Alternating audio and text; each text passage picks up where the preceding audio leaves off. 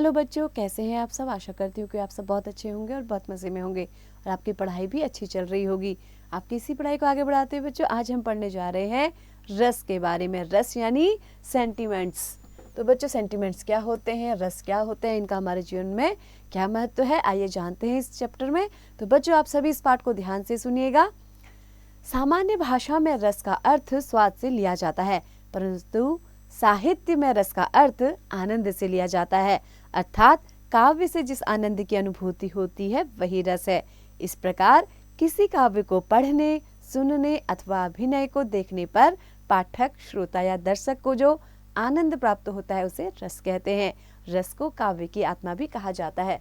तो बच्चों काव्य की आत्मा क्या है, रस है। आइए जानते हैं बच्चों रस के अंग कौन कौन से हैं, यानी पार्ट्स ऑफ सेंटिमेंट्स। रस के 4 अंग होते हैं जिनके सहयोग से ही रस की अनुभूति होती है।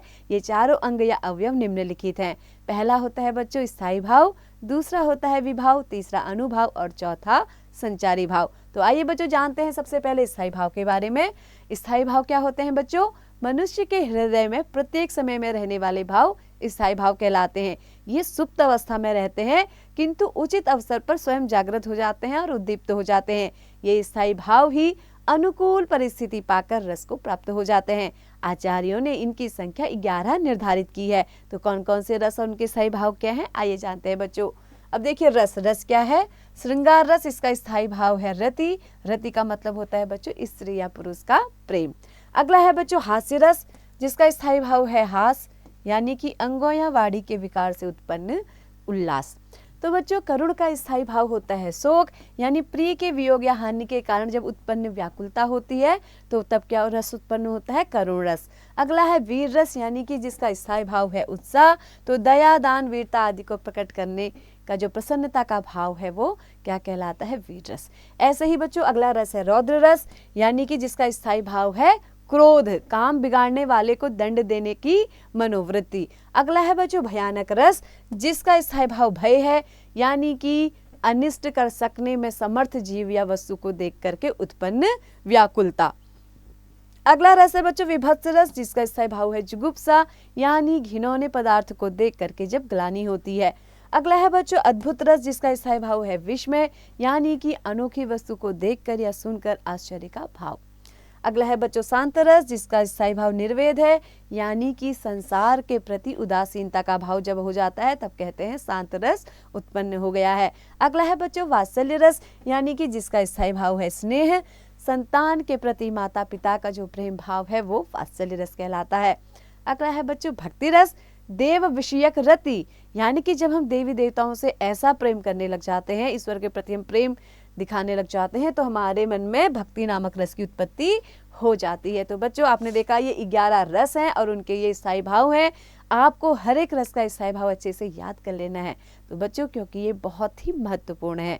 आगे बढ़ते हैं बच्चों, अब हम पढ़ते हैं विभाव के बारे में। विभाव क्या होते हैं? स्थायी भावों को जागृत और उद्दीप्त करने वाले कारणों को विभाव कहते हैं, यानी जिसके कारण वो स्थायी भाव जागृत हो गया। तो बच्चों विभाव के 2 भेद होते हैं। आलंबन विभाव। आलंबन विभाव क्या है बच्चों? जिस वस्तु या व्यक्ति के कारण किसी व्यक्ति में कोई स्थायी भाव जागृत हो जाता है तो वह वस्तु या व्यक्ति उस भाव का आलंबन विभाव कहलाएगा। जैसे जंगल से गुजरते समय अचानक शेर के दिखाई देने से भय नामक स्थायी भाव जागने पर शेर क्या बन जाएगा बच्चों? आलंबन विभाव हो जाएगा, है ना। तो शेर क्या होगा? आलंबन विभाव होगा। इसी प्रकार आलंबन विभाव के भी 2 भेद हैं, आश्रय और विषय। जिस व्यक्ति के मन में स्थायी भाव उत्पन्न हुआ उसे आश्रय कहते हैं और जिस वस्तु के कारण आश्रय चित्त में स्थायी भाव उत्पन्न करा उसे विषय कहते हैं। इस उदाहरण में व्यक्ति तो आश्रय बन गया लेकिन शेर क्या बन गया? विषय बन गया। आगे बढ़ते हैं बच्चों, शेर आलंबन भी है और विषय भी है। इसी प्रकार बच्चों देखिए उद्दीप्त विभाव, एक तो आलंबन था, दूसरा क्या था? उद्दीपन विभाव, यानी कि जो उसको बढ़ा देता है ना। जो कारण स्थायी भावों को उत्तेजित या उद्दीप्त करते हैं वे उद्दीपन विभाव कहलाते हैं। अब देखो जैसे शेर हमें दिखा, हमें डर लग गया है ना, यानी भय दिख गया, भय हुआ, लेकिन अब शेर ने दहाड़ मार दी। अगर शेर दहाड़ मारेगा तो हमें और ज़्यादा डर लगेगा, यानी कि उसने जो हमारे भय की जो हमारी जो अंदर रस पैदा हुआ था उसको बढ़ा दिया है ना। यानी कि जो स्थायी भाव पैदा हुए उसको भी और ज़्यादा उत्तेजित उसने कर दिया। तो यह स्थायी भाव भय को उद्दीप्त करता है। ऐसे ही बच्चों अगला है अनुभाव। अनुभाव क्या होता है? स्थायी भाव के जागृत होने पर मनुष्य की कुछ शारीरिक चेष्टाएं उत्पन्न होती हैं जिसे अनुभाव कहते हैं। जैसे सांप को देखकर व्यक्ति चिल्लाने या भागने लगता है तो उसकी यह क्रिया क्या कहलाएगी? उसका चिल्लाना या भागना अनुभाव कहलाएगा। इसके अतिरिक्त दौड़ना, कूदना, कांपना, पसीने पसीने हो जाना, रोंगटे खड़े हो जाना आदि भी अनुभाव के ही लक्षण हैं। अब हम पढ़ते हैं बच्चों, चौथा है संचारी भाव। तो बच्चों आश्रय के मन में उत्पन्न होने वाले अस्थिर मनोविकारों को संचारी भाव कहते हैं। एक तो बच्चों स्थिर विकार होते हैं, ये क्या अस्थिर है, यानी कि थोड़ा समय के लिए होंगे उसके बाद फिर खत्म हो जाएंगे, तो ऐसे विकारों को कहते हैं, मनोविकारों को संचारी भाव। ये मनोविकार पानी के बुलबुलों की भांति बनते हैं और बिगड़ते हैं, जबकि स्थायी भाव तो अंत तक बना रहता है। यानी कि अभी आपने मन में कुछ और सोचा, अभी कुछ देर बाद कुछ और हो रहा है, तो वो क्या है बच्चों? संचारी भाव है, ये स्थायी नहीं रहते हैं। इस अध्याय में हम श्रृंगार रस, हास्य रस, करुण रस और वीर रस के बारे में जानेंगे। यानी कि हम 11 में से 4 रस इस पाठ्यक्रम में पढ़ने वाले हैं बच्चों। पहला है बच्चों श्रृंगार रस। तो आइए जानते हैं श्रृंगार रस क्या होता है, यानी कि एडोर्नमेंट सेंटीमेंट। तो बच्चों स्त्री या पुरुष के पारस्परिक प्रेम, मिलन या विरह के वर्णन से हृदय में उत्पन्न होने वाले आनंद को श्रृंगार रस कहते हैं। यह रस राज कहलाता है, यानी कि 11 रसों में ये क्या है? रसों का राजा है। इसका स्थायी भाव होता है बच्चों रति, आपको याद कर लेना है। श्रृंगार रस के 2 भेद हैं, संयोग श्रृंगार और वियोग श्रृंगार। जिस रचना में नायक नायिका के मिलन का वर्णन है वहां संयोग श्रृंगार होता है, और जहां वो दोनों एक दूसरे से बिछुड़ जाते हैं या उनका वियोग हो जाता है वहां वियोग श्रृंगार होता है। जैसे देखिए संयोग रस का संयोग जब हो रहा है उसका आपको उदाहरण दिया गया है। लता ओट तब सखिन लखाए, श्यामल गौर किशोर सुहाए, देखी रूप लोचन ललचाने, हर से जनु निज निधि पहचाने। यहाँ पे क्या हो रहा है कि देखिए यहाँ पे जब राम जी सीता को देखते हैं पहली बार तो लता की ओट से देखते हैं, है ना। तो लता ओट तब सखी ने लखाए, श्यामल गौर किशोर दिखाए, और तब सीता की सखी भी उनको किससे देखती हैं? लता की ओट से देखती हैं, और उन्हें क्या दिखते हैं? एक सांवले रंग के और एक गोरे रंग के 2 किशोर दिखाई देते हैं। उनको देख करके उनकी आंखें क्या ललचाने लग जाती हैं, जैसे कि उन लोगों ने अपने किसको पहचान लिया हो? हर से जनु निज निधि पहचाने, जैसे उन्होंने अपनी संपत्ति उनको पहचान लिया हो कि भाई ये तो हमारे ही हैं, है ना। तो ऐसे ही बच्चों वियोग रस में हे खग मृग हे मधुकर श्रेणी, तुम देखी सीता मृग नैनी। जब रावण सीता को उठा के ले जाता है तो राम जी वियोग में उनके पूछते हैं खग से, मृग से यानी पक्षियों से, और जो जंगल के जानवर होते हैं, हिरन होते हैं, सबसे कहते हैं कि क्या तुमने मेरी सीता देखी जिसकी आंखें मृग नैनी, हिरणों जैसी जिसकी आंखें थी। तो यहाँ पे वियोग रस है। तो ऐसे ही बच्चों देखते हैं अब हास्य रस को। तो बच्चों इसको बोलते हैं जॉयस्टी सेंटीमेंट। तो बच्चों देखिए किसी व्यक्ति के विकृत रूप, आकार, वेशभूषा आदि को देखकर हृदय में जो विनोद उत्पन्न होता है उसे हास्य रस कहते हैं। हास्य रस का स्थायी भाव होता है हास। इसका उदाहरण देखते हैं। विंध्य के बासी उदासी, तपव्रत धारी, महाबिनु नारी दुखारे, गौतमती तरी तुलसी सो कथा सुनी, भय मुनि वृंद सुखारे।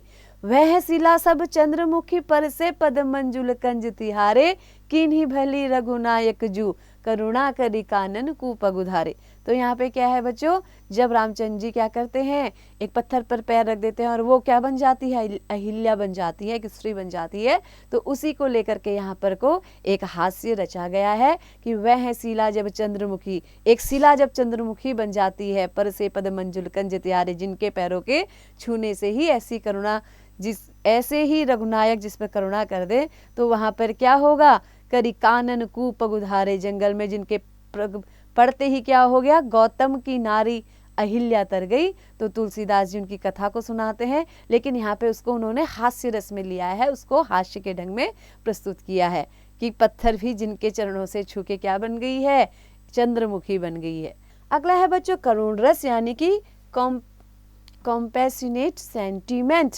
किसी प्रिय वस्तु या व्यक्ति के नाश या अनिष्ट से हृदय में उत्पन्न हुए शोक से उत्पन्न शोक को करुण रस कहते हैं।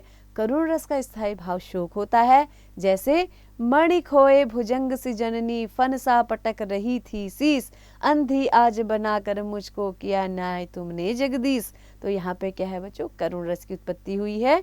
अब देखते हैं बच्चों वीर रस, यानी कि हेरोइक सेंटीमेंट्स।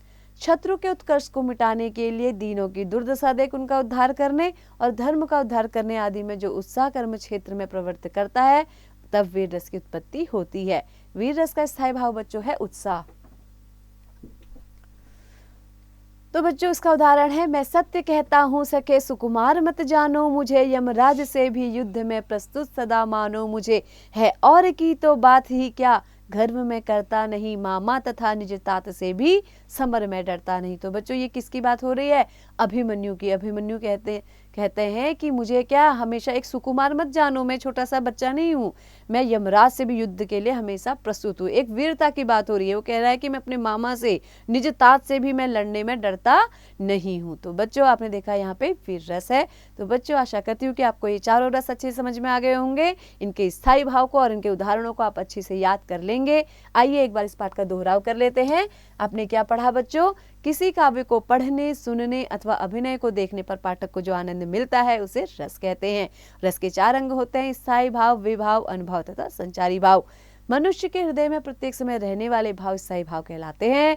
स्त्री पुरुष के पारस्परिक प्रेम के वर्णन से हृदय में उत्पन्न होने वाले आनंद को श्रृंगार रस कहते हैं। तो बच्चों ऐसे ही पढ़ते रहिए, आगे बढ़ते रहिए और इसका अभ्यास करते रहिए।